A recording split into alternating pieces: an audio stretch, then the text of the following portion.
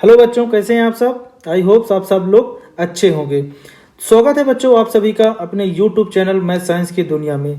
तो आज मैं 20 क्वेश्चन लेकर आया हूं जो कि अंडरस्टैंड बेस्ड क्वेश्चन है और ये question exam point of view से बहुत इंपॉर्टेंट क्वेश्चन है। एक एक क्वेश्चन बहुत इंपॉर्टेंट है। जैसे कि आप समझ सकते हैं कि जो चिप्स की थैली होती है उसके अंदर कौन सी गैस होती है, आज ये बताने वाला हूँ। दूसरा क्वेश्चन बताने वाला हूँ कि जो आपने मेडिसिन देखा होगा बोतल हमेशा कलरफुल रहती क्यों रहती है। ऐसे ऐसे क्वेश्चन यहाँ पे मैं 20 क्वेश्चन लाया हूँ और ये फर्स्ट चैप्टर से एकदम इंपॉर्टेंट क्वेश्चन है। तो एक एक क्वेश्चन को मैं एक चीज और बता दूं, यहाँ पे दोनों मीडियम के आंसर क्वेश्चन आपको मिलने वाले हैं। तो चलिए पहला क्वेश्चन देखते हैं क्या है। अगर आपको कंसेप्ट के साथ सीखना है तो हमारे साथ वीडियो के लास्ट तक में रहना पड़ेगा, क्योंकि पूरा का पूरा 20 क्वेश्चन एकदम बहुत इंपॉर्टेंट क्वेश्चन है एग्जाम पॉइंट ऑफ व्यू से, और वो क्वेश्चन मैं आज करवाने वाला हूं। इससे पहले मैंने क्वेश्चन ऑब्जेक्टिव टाइप्स के करवा दिए हैं, जो कि अगर आपने नहीं देखा है तो प्लेलिस्ट में दिया गया है 20 इंपॉर्टेंट क्वेश्चन कौन से थे, ठीक है। और आज के वहां पे 25 क्वेश्चन थे, उनको पूरा करवाया हूं मैं, और भी उसके साथ में कुछ क्वेश्चन ऐड कर दिया था। और आज जो करवाने वाला हूं ये अंडरस्टैंड बेस के क्वेश्चन है, जो कि 20 क्वेश्चन है। चलिए तो फर्स्ट क्वेश्चन क्या है बच्चों, देखना कि कंबशन ऑफ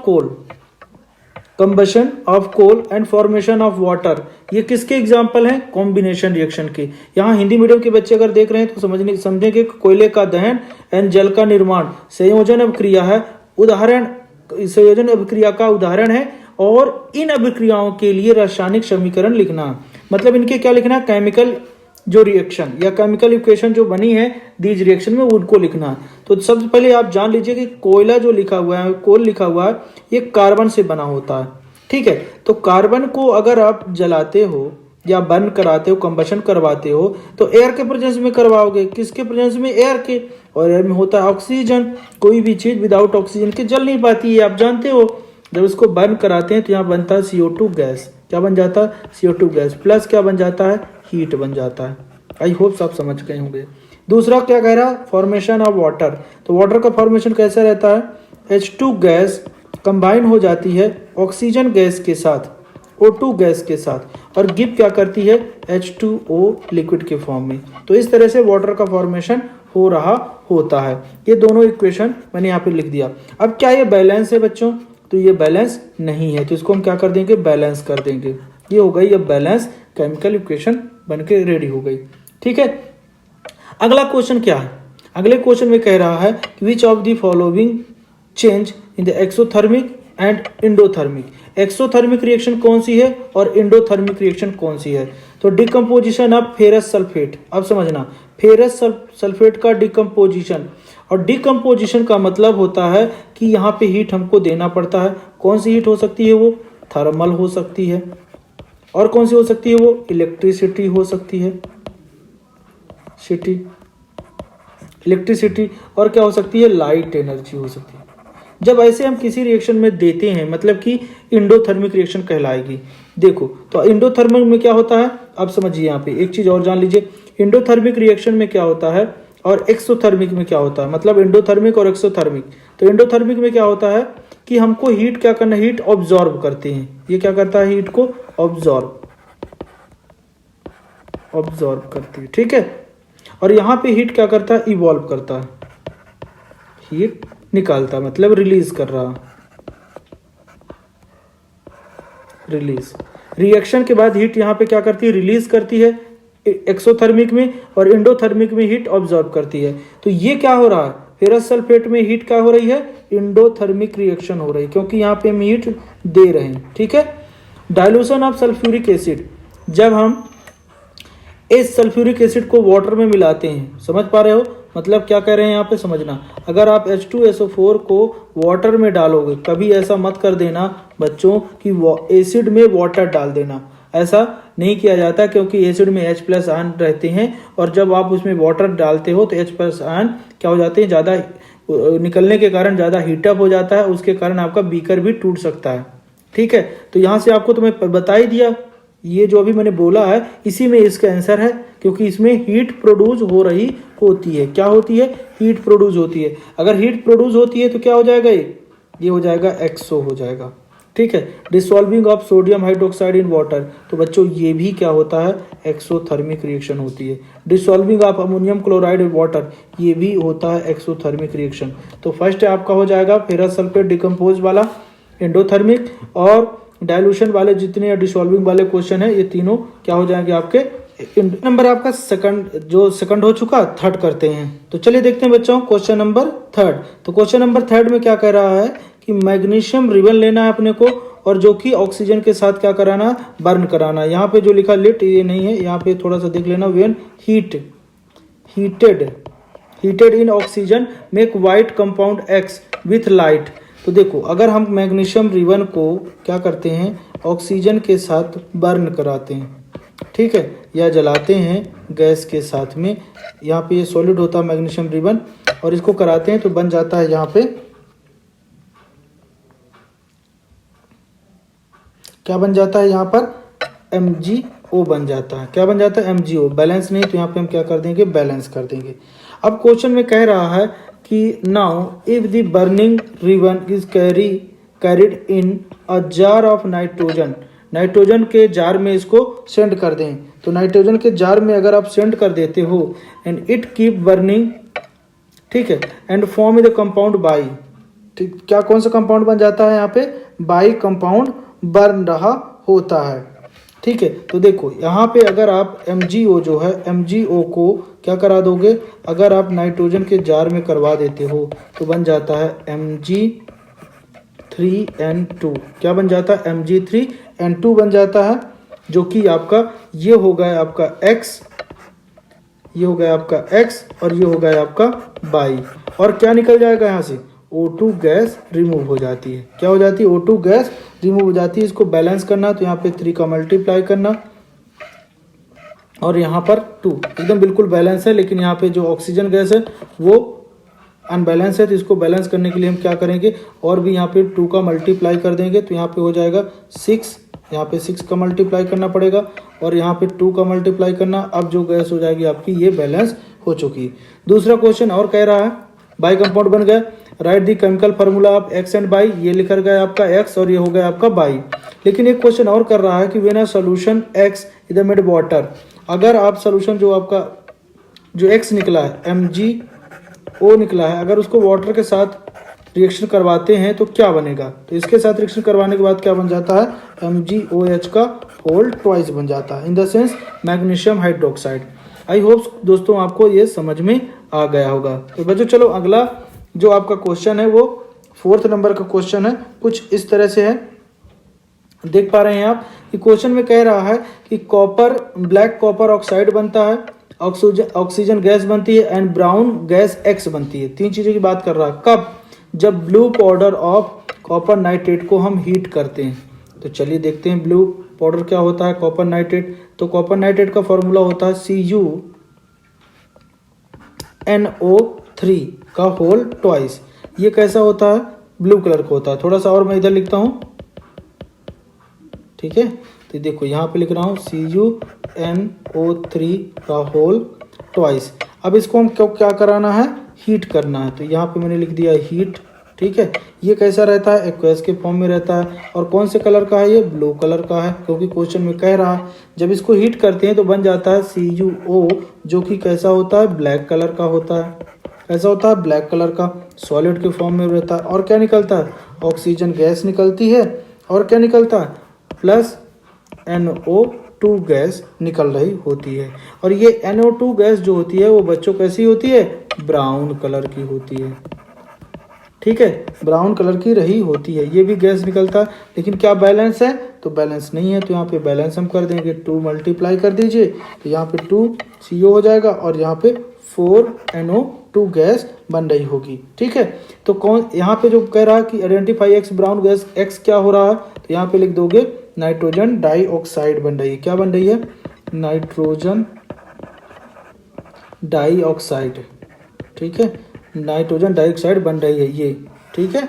ये दूसरा क्वेश्चन कह रहा है identify the types of reaction. तो यहाँ पे हम क्या कर रहे हैं, थर्मल हीट दे रहे हैं। तो यहाँ पे क्या हो रहा है, हीट दे रहे हैं, मतलब कि हीट कह सकते हो आप, थर्मल डिकम्पोजिशन हो रहा है। क्या हो रहा है, थर्मल डिकम्पोजिशन हो रहा है, मतलब यहाँ पे एक जो मॉलिक्यूल्स है, कंपाउंड है, वो ब्रेक डाउन हो रहा है 2 and more कंपाउंड में। तो मतलब क्या हो रहा है, डिकम्पोजिशन। बच्चों मैं आपको कंसेप्ट प्लस आंसर क्वेश्चन तो बता रहा हूँ, इससे रिलेटिव कोई भी क्वेश्चन आएगा आपसे बनेगा 100%। अगर आपको समझना है ना तो मेरे साथ एक एक करके कंसेप्ट के साथ सीखते जाइए, इससे आपकी प्रैक्टिस भी हो जाएगी और कंसेप्ट भी आप सीख जाओगे। इससे रिलेटिव कोई भी क्वेश्चन आएगा आपसे बनेगा। अब क्वेश्चन कह रहा है कि what will be pH value of the aqueous solution in the x gas. जो एक्स गैस बनी थी उसका पीएच वैल्यू क्या रहा होगा। तो देखो NO2 गैस बन रही थी, अगर उसमें वाटर मिलाते हो आप तो बन जाएगा आपका HNO3। क्या HNO3 यहाँ पे बैलेंस है, यहाँ पे बैलेंस नहीं है बच्चों, तो इसको हम क्या कर लेंगे, यहाँ पे बैलेंस बना लेते हैं, जो कि एसिड होता है, नाइट्रिक एसिड, ठीक है। और ये क्या होता है, जो पीएच वैल्यू इसकी होती है वो लेस देन होती है, किससे, 7 से लेस देन होती है, मतलब एसिडिक रही होती है। चलिए अगला क्वेश्चन क्या है, what happen piece of zinc metal is added this solution of copper sulphate. बच्चों यहाँ पे थोड़ा सा करेक्शन कर लेना, सल्फेट ऐसा है, सल्फेट है, ठीक है, सल्फेट। तो चलिए देखते हैं, जिंक मेटल की रिएक्शन करवाना है copper sulphate solution of copper sulphate. तो CuSO4 ये सोल्यूशन है, एक्वस के फॉर्म में रहा होगा। इसमें जिंक की रिएक्शन करवा देते हैं, सॉलिड रहता है और बन जाएगा आपका ZnSO4 और प्लस Cu बाहर हो जाएगा सॉलिड, जो कि ब्राउन कलर का होता है और ये एक्वस कलर का होता है। ये कलरलेस होता है, क्या होता है, कलरलेस होता है। क्या बैलेंस है, बिल्कुल बैलेंस है। दूसरा कह रहा है कि एल्युमिनियम मेटल को क्या करना है, प्योर करना है, मतलब डाइल्यूट किसमें, हाइड्रोक्लोरिक एसिड में। तो इसका भी बहुत सिंपल रिएक्शन है बच्चों, बिल्कुल ध्यान से देखना। ये देखो यहाँ पे हमको किसकी रिएक्शन कराना है, HCl की रिएक्शन किसके साथ, HCl की रिएक्शन करवाना है, जो कि एक्वस रहता है Al के साथ। मतलब कि यहाँ पे जो डाइल्यूट आपका HCl है उसके साथ रिएक्शन करवाना Al का। तो Al के साथ जब रिएक्शन करवाओगे तो क्या बन जाएगा, AlCl3 बन जाएगा, प्लस H2 गैस इवॉल्व करती है, ठीक है। बैलेंस नहीं तो यहाँ पे हम बैलेंस कर लेते हैं, ट्वाइस लगा देंगे। यहाँ पे 3 का मल्टीप्लाई करोगे आप, 3 का मल्टीप्लाई करोगे और यहाँ पे ट्वाइस लगाने की ज़रूरत नहीं है, थ्राइस लगा दो, ये इतने में ही बैलेंस हो जा रहा है। क्या हो जाएगा, H2O नहीं हो रहा बच्चों, तो यहाँ पे ट्वाइस लगाना और यहाँ पे क्या लिखना, 6। अब हो जाएगा बैलेंस, ये होगा बैलेंस, ठीक है। अगला क्वेश्चन कह रहा है कि piece of silver metal is a pure in the copper sulphate solution. तो सिल्वर मेटल को कॉपर सल्फेट सोल्यूशन के साथ रिएक्शन करवाना है। तो CuSO4 जो का सोल्यूशन होगा आपका, इसके साथ रिएक्शन करवाना है Ag की। तो क्या इसके साथ रिएक्शन होगी, तो नो रिएक्शन। क्यों नहीं होगी, इसके पीछे रीजन बता दे रहा हूँ। क्योंकि हाइड्रोजन होता है ज़्यादा रिएक्टिव, फिर उसके बाद कॉपर होता है, फिर आपका Ag, Au और Pt होता है। तो एक बात समझ लीजिए कि यहाँ पे क्या हो जाता है कि जो सिल्वर होता है वो कॉपर से लेस रिएक्टिव होने के कारण इसको डिस्प्लेसमेंट नहीं कर पाता। और बच्चों ये क्या, कौन सी रिएक्शन है, डिस्प्लेसमेंट रिएक्शन रही होती है, ठीक है। तो यहाँ से आपको याद रखना है कि ये इसको डिस्प्लेसमेंट नहीं कर पाता है, ठीक है। चलिए अगली रिएक्शन में बता रहा हूँ, अगला क्या दिया है, अगला क्वेश्चन 6 नंबर है। इसमें क्या बताना है आपको कि फिजिकल चेंजेस किस में हो रहा है और केमिकल चेंजेस किस में हो रहा है। तो इवेपोरेशन ऑफ पेट्रोल, पेट्रोल का मतलब उड़ जाना क्या कहलाता है, एक केमिकल ही कह रहा, ठीक है। तो ये हो जाएगा केमिकल चेंज, क्या हो जाएगा, केमिकल चेंजेस हो जाएगा, चेंजेस। और एलपीजी का कंबशन मतलब एलपीजी का जलना क्या हो जाएगा, ये भी केमिकल हो जाएगा, केमिकल चेंजेस हो जाएगा, ओके। और अगर रेड हॉट अगर एक आयरन रॉड को कर दिया जाए तो कुछ टाइम बाद फिर रॉड मतलब ठंडी भी हो जाएगी तो रॉड ही रहेगी ना, चेंजेस तो कुछ हो ही नहीं रहा। मतलब रॉड, अब बोलोगे कि सर हॉट से कोल्ड हो गया, मतलब जो सब्सटेंस है वो चेंजेस नहीं हो रहा, सब्सटेंस तो वही है। तो ये हो जाएगा आपका फिजिकल। जब सब्सटेंस चेंज नहीं होता तो नया सब्सटेंस कुछ फॉर्म नहीं हो रहा तो फिजिकल होगा। और यहाँ सब्लिमेशन ऑफ कैम्फर की तरह होता है अमोनियम क्लोराइड। तो सब्लिमेशन करें, सब्लिमेशन का मतलब होता है change solid to gas without liquid. तो अगर विदाउट लिक्विड अगर सॉलिड से गैस में चेंजेस करते हैं उसको सब्लिमेशन कहते हैं। तो जो अमोनियम क्लोराइड होता है, अगर अमोनियम क्लोराइड को NH4Cl को अगर हम चेंज कर देते हैं गैस के फॉर्म में तो वो फिर गैस से फिर इसमें सॉलिड के फॉर्म में आ जाता है। इन द सेंस कि इसका जो सब्सटेंस वो चेंज नहीं हो रहा, तो मतलब ये क्या है, फिजिकल है। ठीक है, तो इस तरह से हम इसको समझ सकते हैं। और ये जो सब्लिमेशन होता है, अगर सॉलिड है उसमें कर रहे हैं तो इसमें हमको हीट देना पड़ता है, तभी होता है सब्लिमेशन। ठीक है, अगला क्वेश्चन बच्चों 7 नंबर बहुत अच्छा क्वेश्चन दिया गया है, बिल्कुल ध्यान से देखना। When solution of potassium chloride, किसका, पोटेशियम क्लोराइड, तो KCl लिख ले रहा हूं। ठीक है, फिर रिएक्शन किसके साथ कराना, सिल्वर नाइट्रेट मतलब AgNO3 के साथ करवाना। मतलब यहाँ पे देखना, ये आपका एक्वेस है और ये भी एक्वेस। सर ये एक्वेस क्यों होते हैं, जितने भी रिएक्शन होती हैं सब एक्वेस में ही होती हैं।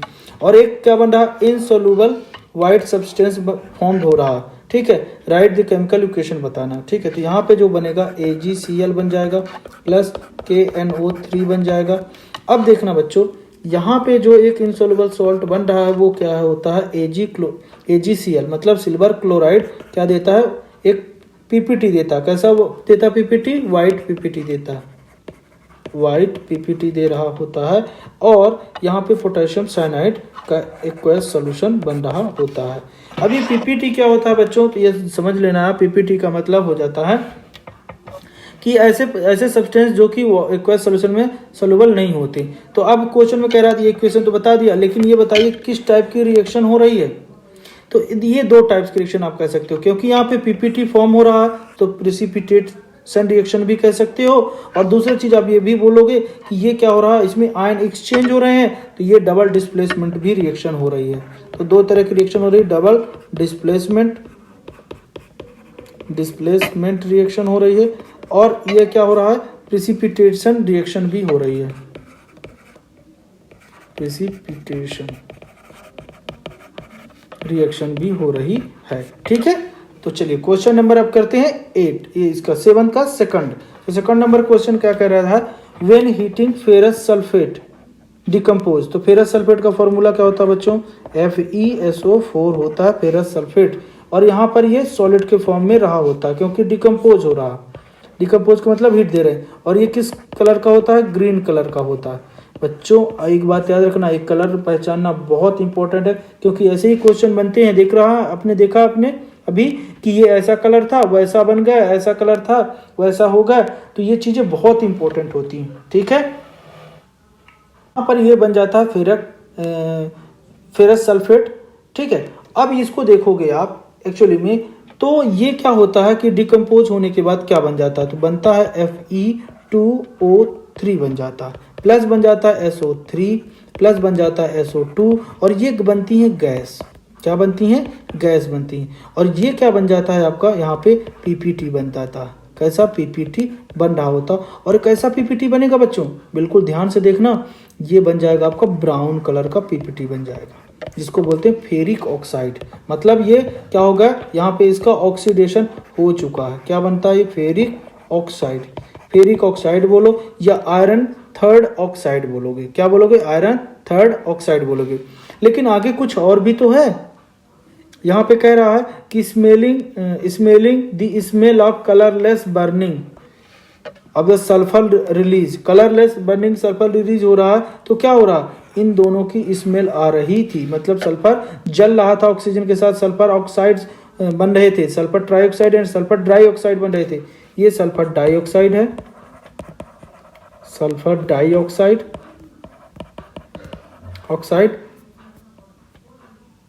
ऑक्साइड, और ये क्या हो गया आपका सल्फर ट्राइऑक्साइड।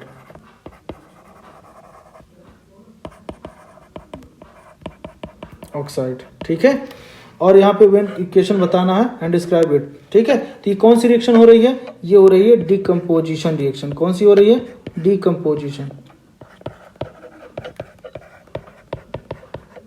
रिएक्शन हो रही है। ठीक है, आई होप आप इसको समझ चुके होंगे। ठीक है, तो यहाँ पे जो स्मेल आ रही थी आपको समझ में आ गया किसका रिएक्शन आ रहा, कि sulphur dioxide and sulphur trioxide जो बन रहा था उसी की यहाँ पे स्मेल आ रही है। ठीक है, अगला क्वेश्चन देखेंगे आप, क्या दिया गया है, क्वेश्चन नंबर 8। तो क्वेश्चन नंबर 8 में कह रहा है क्या डिस्प्लेसमेंट, कैन डिस्प्लेसमेंट रिएक्शन भी रिडॉक्स रिएक्शन, क्या डिस्प्लेसमेंट रिएक्शन क्या रिडॉक्स रिएक्शन हो सकती है, explain with the help of example.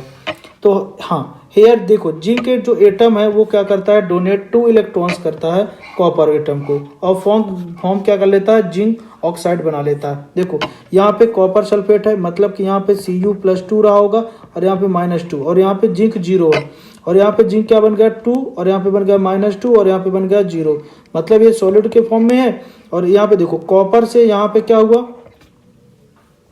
कि ये क्या कर रहा है कि इलेक्ट्रॉन गेन कर रहा है, मतलब कि रिडक्शन इसमें हुआ। और यहाँ पे जिंक से क्या हो गया, जिंक 2 बन गया, मतलब किसने क्या किया, ऑक्सीडेशन हो गया। बच्चों समझना, देखो क्या करता है कि जिंक जो होता है वो इलेक्ट्रॉन डोनेट करके क्या बन जाता है, आयन के फॉर्म में बन रहा होता है, और यहाँ पे 2 इलेक्ट्रॉन डोनेट कर देता है। और कॉपर जो आयन के फॉर्म में यहाँ पे रहा होता है वो इलेक्ट्रॉन गेन करके 2 इलेक्ट्रॉन गेन करके क्या, एक मिनट रुक जाओ, एक मिनट जस्ट अ मिनट बच्चों, 2 इलेक्ट्रॉन गेन करके क्या बन जाता है, Cu सॉलिड बन जाता है। ये एक्वस के फॉर्म में रहता है और ये एक्वस के फॉर्म में रहता है। अगर टोटल रिएक्शन देखोगे आप तो इलेक्ट्रॉन से इलेक्ट्रॉन कैंसिल आउट हो जाएगा और बन जाएगा आपका Zn+Cu+2 और इक्वल टू क्या हो जाएगा, Zn+2 और हो जाएगा Cu सॉलिड। आई होप्स आपको दिख भी रहा होगा और समझ में ही आ गया होगा कि रिडॉक्स रिएक्शन क्या होती है। जब किसी रिएक्शन में ऑक्सीडेशन और रिडक्शन दोनों साथ में हो तो उसको हम रिडॉक्स रिएक्शन भी कहते हैं। और डिस्प्लेसमेंट में भी हो गया है यहाँ पे, क्योंकि जो जिंक था वो कॉपर को डिस्प्लेसमेंट कर दिया। Hence the above reaction involve both reduction as well also oxidation the process and is a redox reaction and thus displacement reaction can be redox reaction। मतलब कि displacement reaction जो होती है वो redox reaction हो सकती है। चलिए इसी क्रम में क्वेश्चन नंबर आपका है 9 नंबर क्वेश्चन बहुत शानदार है बच्चों। क्वेश्चन में देखना बिल्कुल ध्यान से कि when the iron nails emerge in the solution of the copper sulfate, मतलब कॉपर सल्फेट में करना, देखो CuSO4 है और सोल्यूशन, और उसमें क्या डालना है आपको, आयरन डालना। बिल्कुल समझ पा रहे हो, सॉलिड फॉर्म में रहता है, ठीक है। The colour of copper solution is change, तो कॉपर सोल्यूशन का जो कलर होता है, अभी ये क्या कौन से कलर का बच्चों, ब्लू कलर का।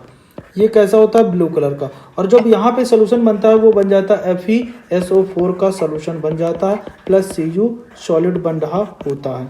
अब यहाँ पे जो होगा ये कैसा हो जाएगा, कलर जो हो जाएगा फेड कलर हो जाएगा, मतलब कि कलर लेस हो जाएगा। क्या हो जाएगा, यहाँ पे कलर लेस हो जाएगा। कलर क्या हो जाएगा, जो कॉपर सल्फेट का सोल्यूशन होगा वो वहाँ पे कलर चेंज हो जाएगा, ठीक है। मतलब कैसा हो जाएगा, पेल ग्रीन हो जाएगा। कैसा हो जाएगा, पेल ग्रीन, क्योंकि कॉपर सल्फेट फेरस सल्फेट को तो मैंने बता चुका ग्रीन कलर का होता, तो पेल ग्रीन मतलब हल्का येलो ग्रीन कलर का हो जाएगा। अब देखो when an iron will emerge in the solution copper sulfate, then the iron displaces in the copper from the solution of copper sulfate because the iron is the more reactive than copper। copper से iron जो होता है more reactive होता है, therefore copper sulfate color change from blue to pale green। blue से कैसे में हो जाता है, pale green में हो जाता है, ठीक है। अगला है, ये क्वेश्चन मैं आपको बताया था कि बच्चों नाइट्रोजन गैस क्यों भरते हैं चिप्स निर्माता चिप्स की थैली में, तो इसका आंसर है आपका कि potato chips in the bag are not in the full air, मतलब फुल एयर उसमें नहीं रहती है, बट ऑफ नाइट्रोजन गैस, क्योंकि उसमें नाइट्रोजन गैस भरा जाता है। This done in the prevented to chips from oxidising. Tips जो चिप्स होता है उसमें ऑक्सीडेशन की रिएक्शन ना होने पाए इसलिए उसका भरा जाता है। Which part in the part that make them go stir. समझ में आ गया, मतलब कि उसके अंदर नाइट्रोजन गैस रहती है, अगर ऑक्सीजन गैस आती भी है तो नाइट्रोजन गैस से रिएक्शन कर लेती है, जबकि प्रोडक्ट्स के साथ रिएक्शन नहीं कर पाती। अगर कोई प्रोडक्ट ऑक्सीडेशन नहीं होता, किसी प्रोडक्ट का ऑक्सीडेशन अगर नहीं होता है तो वो ज्यादा स्मेल नहीं करेगा, अदरवाइज अगर ऑक्सीडेशन हो जाता है तो वो खाने लायक नहीं बचेगा, ठीक है। चलिए, oxygen is the very reactive like in the combined with the molecules where the can it in the casing the chemical change take place in the another reaction and the prevent the recidity, ठीक है। तो nitrogen prevent क्या करता है, रेसिडिटी करता है fat and oil से। और भी कुछ इसमें केमिकल्स होते हैं उसको भी कर दिया जाता है जो कि एंटासिड का काम करते हैं। नाइट्रोजन जो होता है वो एक एंटासिड का काम कर रहा होता है। अगला जो आपका क्वेश्चन है 11 नंबर है बच्चों, यहाँ पे हिंदी में भी क्वेश्चन दिया है बच्चों, आप देख सकते हो क्या कहते हैं इसको, और यहाँ पे इंग्लिश में मैं बता रहा हूँ, ठीक है। चलिए, change of the following statement chemical equation and balance them. इन जो यहाँ पे स्टेटमेंट दिया गया है इनमें क्या चेंजेस हो रहा है, इनकी केमिकल इक्वेशन क्या होगी और बैलेंस करके आपको बताना है। तो कह रहा है कि nitrogen make ammonia bye combination of hydrogen.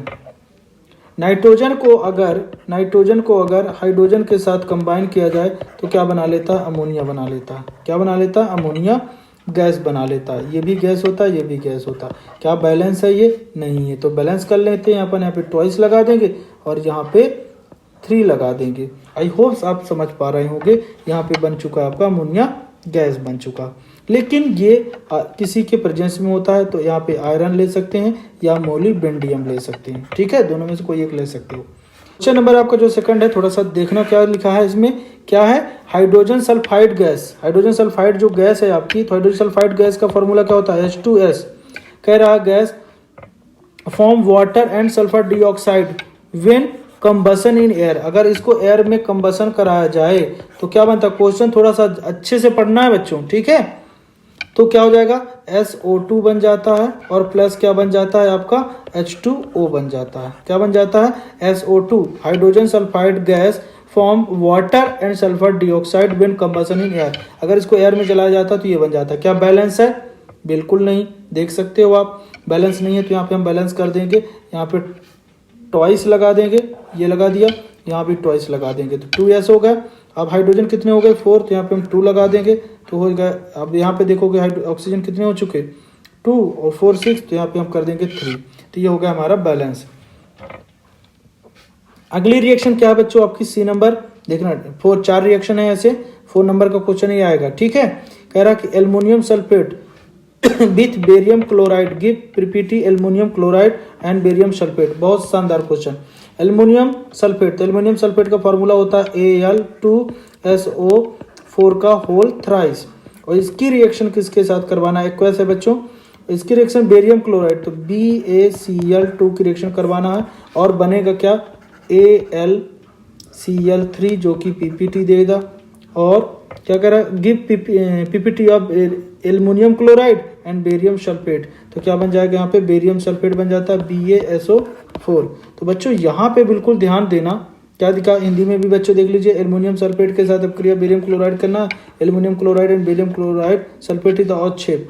मतलब ये क्या देते हैं, यहाँ पे ये क्या देता है, व्हाइट कलर का देता है। कैसा देता है, व्हाइट पीपीटी देता है, व्हाइट पीपीटी दे रहा होता है। ठीक है, और ये बन गया aluminium chloride. Potassium metal react with water. अगर पोटेशियम मेटल को किसके साथ रिएक्शन करवा दिया जाए, H2O के साथ, तो क्या गिव करता है, पोटेशियम हाइड्रोक्साइड, मतलब KOH गिव करता है और प्लस हाइड्रोजन गैस रिमूव करता है। ठीक है, यहाँ पे बैलेंस नहीं है तो हम यहाँ पे बैलेंस कर देंगे। ये बैलेंस होगा तो यहाँ पे ये हो जाएगा 2, ये बैलेंस हो जाएगा। ठीक है, चलिए यहाँ पे ये जरूर लिखना, ये सॉलिड रहता है, यहाँ पे ये लिक्विड रहता है और यहाँ पे बन जाता है एक्वस के फॉर्म में और ये गैस के फॉर्म में बन जाता है। तो दोस्तों कैसे लगा आपको, अगर पसंद आ रहा तो वीडियो को लाइक तो जरूर बनता है दोस्तों, एक लाइक जरूर कर दीजिए, बस बस बस। और अगर आप हमारे चैनल पे नए हैं या अगर हमारे चैनल को सब्सक्राइब नहीं किए हैं तो प्लीज़ बच्चों सब्सक्राइब कर लीजिए। यहीं पर आपको नीचे देखेंगे रेड कलर का सिंबल बना होगा सब्सक्राइब का, उसको सब्सक्राइब कर लीजिए और बेल नोटिफिकेशन की जो बटन होती है उसको क्लिक करके रखना, क्योंकि मैं अगले चैप्टर का भी बहुत जल्द क्वेश्चन जो MCQ है MCQ भी और प्लस ऐसे ही क्वेश्चन आपके लिए बना के रखा हूं और बहुत जल्द मैं उसको अपलोड करने वाला हूं। ठीक है, तो चलिए, और इसी प्लेलिस्ट में आपको सब मिलने वाला है। तो अगला क्वेश्चन क्या है बच्चों, 12 नंबर क्वेश्चन में कह रहा है कि right balance chemical equation in the following reaction. Balance करना, ये भी क्वेश्चन मैं बिलीव करो बच्चों, अगर ये पूरे क्वेश्चन आप मेरे साथ लास्ट तक जरूर देखोगे ना तो आपका पूरा का पूरा रिवीजन प्लस इंपॉर्टेंट क्वेश्चन, इससे ज्यादा पढ़ने की जरूरत ही नहीं है आपको।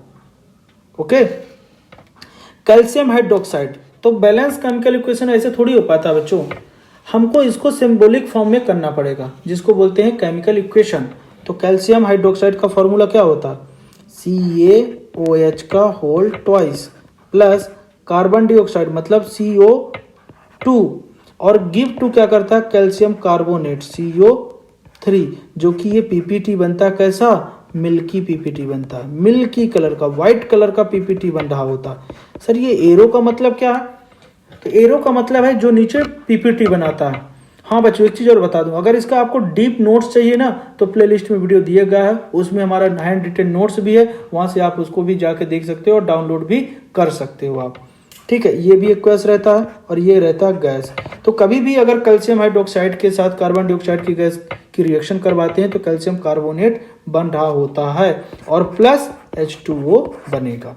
मतलब ये क्या हो गया, ये यहाँ पे जो होता है, यहाँ पे कार्बन डाइऑक्साइड ये एज अ किसकी तरह बिहेव करता है, एसिडिक ऑक्साइड की तरह, और ये बेस होता है। अब देखो बैलेंस क्या हो रहा है यहाँ पर, बिल्कुल हो रहा है बच्चों। ठीक है, चलिए अगला क्वेश्चन क्या है कि जिंक की रिएक्शन करवाना है सिल्वर नाइट्रेट के साथ, मतलब AgNO3 के साथ करवाना है, और क्या बनेगा, ZnNO3 बनेगा। क्या बनेगा, जिंक नाइट्रेट बनेगा। तो क्या जिंक नाइट्रेट का फॉर्मूला सही है, नहीं सही है, तो ट्वाइस लगाओगे यहाँ पे क्योंकि Zn+2 होता है, और क्या बन जाएगा, Ag बन जाएगा।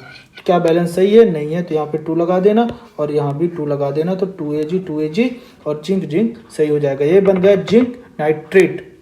अगला क्वेश्चन क्या है बच्चों, एल्युमिनियम की रिएक्शन किसके साथ करवाना है, CuCl2 के साथ, और गिव क्या करेगा, ACl3। ठीक है, plus copper.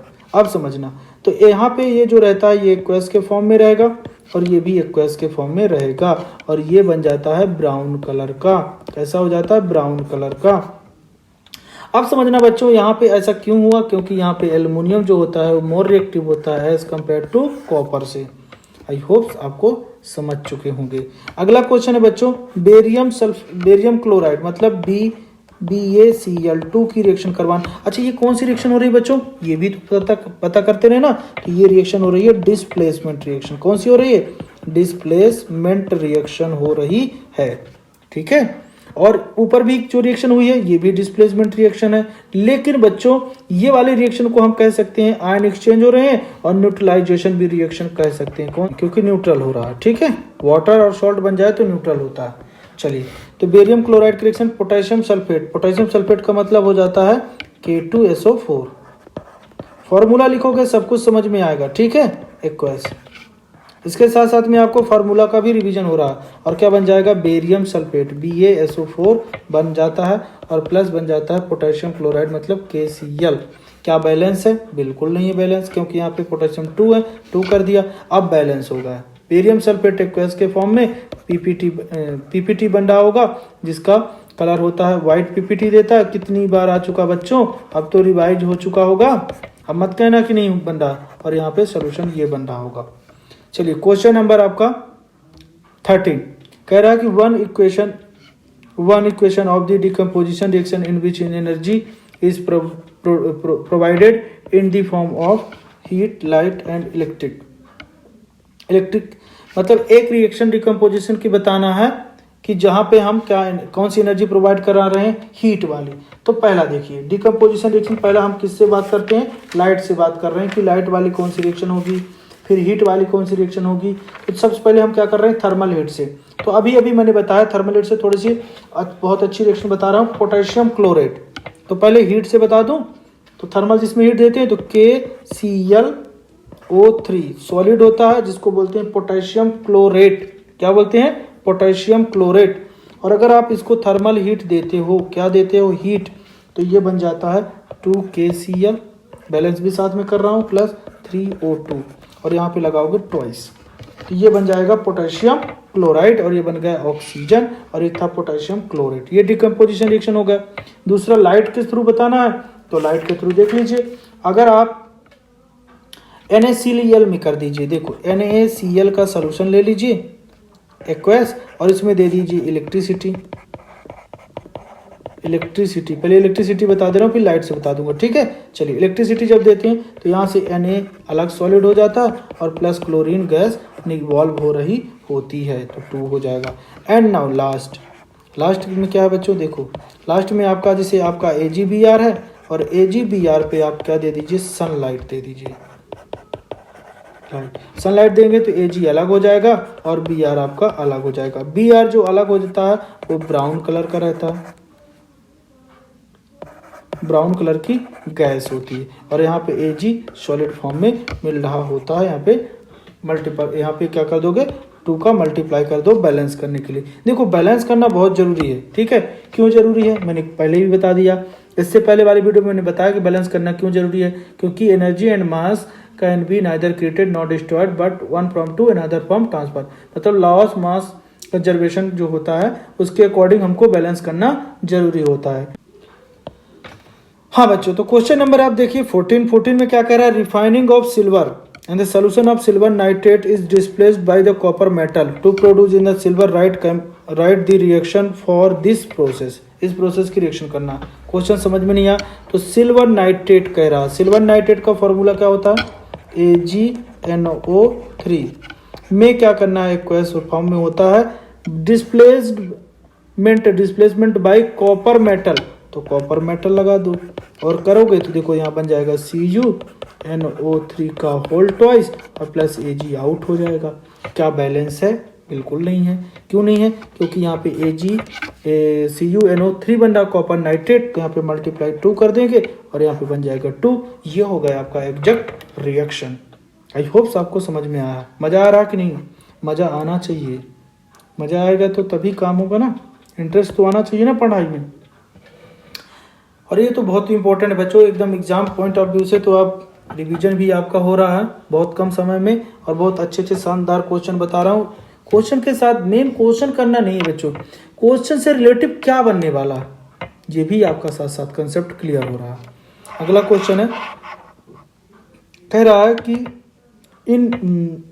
If the following changes occur at the end of the chemical reaction, ठीक है, what will be reaction in the name is also write the equation at the end of reaction in the test is heated। अगर heated हो रही प्रक्रिया तो क्या हो रहा, रिएक्शन के बाद हीट हो रहा कोई भी चीज, जैसे A प्लस बी मैंने रिएक्शन करवाया और C बना और उसके साथ में हीट बन रही है, तो बताइए बच्चों हीट निकल रही है मतलब क्या होगा, एक्सोथर्मिक रिएक्शन होगी। क्या होगी, एक्सोथर्मिक रिएक्शन होने वाली है। ये दूसरे में कह रहा है टेस्ट 2 में कूल हो रही है, तो क्या हो रही है, कूल ठंडा हो रहा, मतलब इंडोथर्मिक रिएक्शन रही होगी। इंडोथर्मिक रिएक्शन रही होगी, जिसमें हीट हमको देना पड़ता है तो इंडोथर्मिक ही रहेगी, ठीक है। तो यहाँ पे कह रहा है कि राइट दी इक्वेशन, मतलब नेम भी बताना और इक्वेशन भी बताना है। तो इक्वेशन में हम देख लेते हैं, जैसे कि हमारे पास रहा है CaO, यहाँ पे देख लेते हैं CaCO3 को हीट करोगे आप तो बन जाएगा CaO और प्लस बन जाएगा CO2 गैस। अब इंडोथर्मिक रिएक्शन क्या होती है, जिसमें हमको हीट देना पड़ता है। इंडोथर्मिक रिएक्शन क्या होती है, जिससे हमको हीट क्या करना पड़ता है, जिसमें हीट निकलती है एक्सोथर्मिक रिएक्शन हो गई और जिसमें हीट देना पड़ता है वो हो जाएगी इंडोथर्मिक रिएक्शन। तो जो अभी मैंने बनाया ये वाली तो हो गई आपकी इंडोथर्मिक रिएक्शन। और एक्सोथर्मिक रिएक्शन क्या हो जाएगी, जिसमें हीट इवॉल्व होती, जैसे मैं बता दूं यहाँ पर आपको कि अगर CaO पे अगर वाटर डाल दो तो बन जाएगा CaOH का होल ट्वाइस। तो ये हो गई आपकी एक्सोथर्मिक रिएक्शन, प्लस हीट भी इवॉल्व कर रही होगी, ठीक है। चलिए आपका 16 क्वेश्चन कह रहा है कि इफ यहाँ पे अरे बच्चों, हाँ बच्चों क्वेश्चन नंबर आपका 16 क्या कह रहा है कि if at the end of reaction the cooler of the iron nails, ठीक है, आयरन नेल्स क्या हो जा रही है, turn brown and blue colour of copper sulphate will be colourless. तो क्या कह रहा है, right the name of reaction. समझना बात को, CuSO4 है, ये रिएक्शन आप कितनी बार कर चुके हो, फिर से करवा रहे हैं। देखो कंसेप्ट सीखे हो तो सब कुछ बन जाएगा ब्लू, और इसमें आयरन नेल्स डाल रहे हैं, ठीक है, सॉलिड जो रहता तो क्या बन जाएगा, आयरन सल्फेट बन जाएगा SO4 और प्लस एक्वस में और प्लस क्या बन जाएगा आपको Cu अलग हो जाएगा। तो यहाँ पे क्या पूछ रहा, कलरलेस हो गया, मतलब कलर उसका चेंज हो गया। और दूसरी चीज कह रहा है कि यहाँ ब्लू कलर से कलरलेस में हो रहा है, ब्राउन कलर का बन रहा है, और यहाँ पे जो नेल्स होता है वो क्या हो जाएगा, ब्राउन कलर में कन्वर्ट हो रहा होता है। मतलब यहाँ पे क्या हो रहा, डिस्प्लेसमेंट रिएक्शन है। कह रहा है राइट द नेम रिएक्शन, मतलब डिस्प्लेसमेंट रिएक्शन है, राइट इक्वेशन, तो राइट इक्वेशन ऑफ रिएक्शन ये लिख देना आप, ठीक है। यहाँ पे क्या हो रहा है, डिस्प्लेसमेंट, मतलब रेड ब्राउन कलर का क्या बन जाएगा, कॉपर। अगर कोई आयरन नेल्स को डालते हो तो उसके चारों तरफ क्या हो जाएगा, वो अगर देखोगे ना ये सोल्यूशन जो बन रहा है धीरे धीरे कलरलेस से क्या हो जाएगा, धीरे धीरे आपका ग्रीन कलर भी बन रहा होगा, क्योंकि ये हमेशा ग्रीन कलर होता है। तो आयरन नेल्स आपको कैसे डालना है, यहाँ पे देखो ये अभी क्या है, ब्लू कलर का रहता है। कौन से कलर का रहता है, ब्लू। और इसमें जब आयरन नेल्स डाल देते हो तो ये कैसा हो जाता है, ब्राउन कलर का हो जाता है। कैसे हो जाता है, ब्राउन कलर का। अगर आयरन डाला आपने तो क्या हो जाएगा, ब्राउन कलर का हो जाएगा। और यहाँ पर ये कलर लेस हो जाएगा, ब्लू से ब्राउन में कन्वर्ट हो जाएगा, रेड ब्राउन हो जाएगा, कॉपर। ठीक है, और ये क्वेश्चन हो जाएगा। और यहाँ पे क्या हो रहा है, डिस्प्लेसमेंट रिएक्शन हो रही है। कौन सी हो रही है, डिस्प्लेसमेंट रिएक्शन हो रही है। चलिए ठीक है, आगे समझ में। अगर समझ में नहीं आया बच्चों तो कमेंट करके जरूर बताइएगा। ठीक है, चलिए क्वेश्चन नंबर देखिए आपका, ये 16 था। अब क्वेश्चन नंबर 17। क्वेश्चन नंबर 17 में कह रहा है कि why how the lime water solution is used. Lime जो वाटर होता है सोल्यूशन, वो क्यों और कैसे यूज करते हैं, ये क्वेश्चन है। तो lime water is use in the process known as in the lime softening में यूज किया जाता है, जो कि वाटर की हार्डनेस को रिमूव किया जाता है।